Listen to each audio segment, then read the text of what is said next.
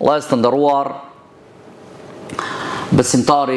besimtarja, muslimania dhe në përgjithësi njerëzit që jetojnë në sipërfaqen e tokës janë që ballafaqohen me telashe dhe probleme të lloj-llojshme.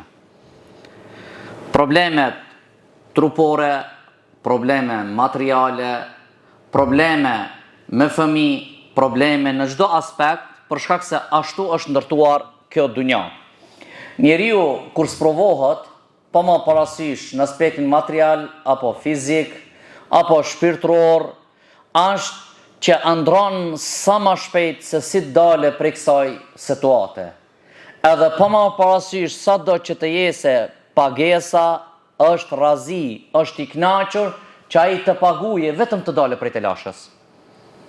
Ke pa ndonjëherë kur të kap mërzia, je razi çdo sent japësh veç dalish prej asaj.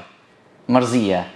Ndonjëherë kur ke ndonjë problem në familje, më nxjerr se pret të dalë mëngjesi, si të gjenjsh një alternativë të dalësh prej kësaj telashe. Kështu është njeriu. Për këtë arsye, shumica e njerëzive harrojnë se sprovat, telashet, problemet, zanafilla e tyre është që shkaku i tyre është gjunahi i mëkati.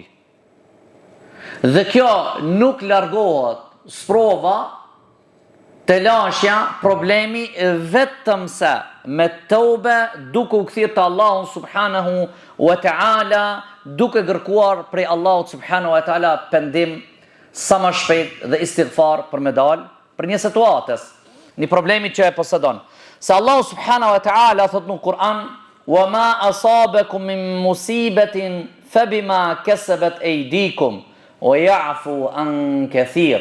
Çfarë do që t'ju ndodh juve prej fatkeqësive në këtë dunja, فَبِمَا كَسَبَتْ أَيْدِيكُمْ, kjo është rezultat atë që ka korë dora juaj, atë që ka vepruar duart e juaja.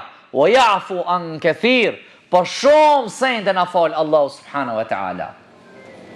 Se me bon që Allahu subhanahu wa taala të na morë neve për çdo mëkat dhe për çdo gabim që bëjmë, nuk do të ishte njeri në sipërfaqen e tokës.